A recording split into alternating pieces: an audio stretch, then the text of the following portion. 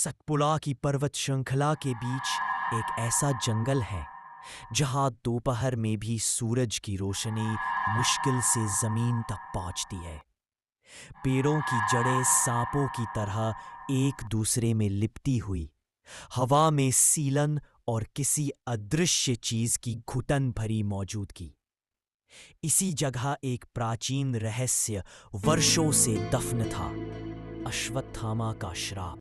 रात के करीब 9 बजे 3 दोस्त आरव, विराज और नील सतपुड़ा के अंदर एक पुरातन गुफा खोजने निकले, जिसके बारे में स्थानीय लोग कहते थे कि वहां रात में कोई रोता है। आरव, हॉस्टल की हिम्मत चैलेंज के लिए इतना काफी होगा। गांव वाले बेवजह डराते हैं।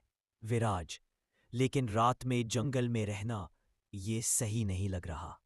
उनकी टॉर्च की रोशनी पेड़ों के तनों पर पड़कर लंबी परछाइयां बना रही। जंगल के बीच अचानक एक खून जैसी गंध फैली। नील ने रुककर हवा को सूंघा। नील, ये कैसी स्मेल है? कोई जानवर या कुछ और? गंध के साथ साथ हवा भारी और ठंडी होने लगी। ऐसा लग रहा था कि कोई बहुत पुराना, बहुत ताकतवर अस्तित्व पास आ चुका है। उनके पीछे सूखे पत्ते चरमराए। सबने मुड़कर देखा, कोई नहीं। लेकिन एक बात साफ थी, किसी के बहुत भारी कदमों की आवाज बेहद धीमे जंगल में गूंज रही थी। टॉर्च की रोशनी एक झाड़ी पर पड़ी और वहां किसी की आकृति खड़ी दिखाई दी। ऊंचा, चौड़े, शरीर पर राख, माथे पर एक गहरा घाव जिससे सदियों पुराना खून टपक रहा था। अश्वत्थामा। उसका चेहरा गुस्से और दर्द से भरा हुआ था। उसकी आंखें मानो सुलगते अंगारों जैसी। अश्वत्थामा, भारी, टूटी हुई आवाज में, यह जंगल मेरा तपस्थल है, यहां कोई नहीं आएगा। अश्वत्थामा का हाथ उठते ही पेड़ों की शाखाएं ऐसे हिली जैसे आंधी चली हो। आरव डर के मारे घुटनों पर गिर पड़ा, लेकिन योद्धा उन्हें मारने नहीं आया था, बल्कि उनका दर्द उससे मिल गया था। वो सिर्फ अकेला था। अपने पाप का भार उठाकर मैं अनंत काल से भटक रहा हूं। यह जंगल मेरे श्राप का कारागार है। उसके शब्दों ने हवा को और भी भारी कर दिया। तीनों दोस्त जंगल की ओर भागे, मगर रोशनी बुझ गई।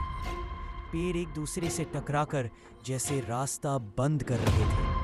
पीछे से एक भारी गर्जना सुनाई दी। अश्वत्थामा की जंगल में छिपी काली शक्ति। अश्वत्थामा गर्जना करते हुए बोला, मैं तुम्हें मरने नहीं दूंगा, जाने दो। जैसे किसी अदृश्य शस्त्र ने हवा को चीर दिया हो, अचानक रास्ता साफ हो गया। तीनों किसी तरह गांव पहुंच गए। सांस फूली हुई, आंखों में डर। गांव के बुजुर्ग ने धीमे से कहा, तुम्हें बचाने वाला अश्वत्थामा था, जो श्रापित है पर मन से राक्षस नहीं। आज भी सतपुड़ा के जंगल में रात होते ही भारी कदमों की आवाजें सुनाई देती है। कुछ कहते हैं कि अश्वत्थामा किसी को नुकसान नहीं पहुंचाता, लेकिन वह उन लोगों को जरूर दिखता है जो जंगल को नष्ट करने या उसकी शांति तोड़ने आते हैं। वह अमर है, दुख से भरा और अपने शाप से हमेशा के लिए बंधा हुआ।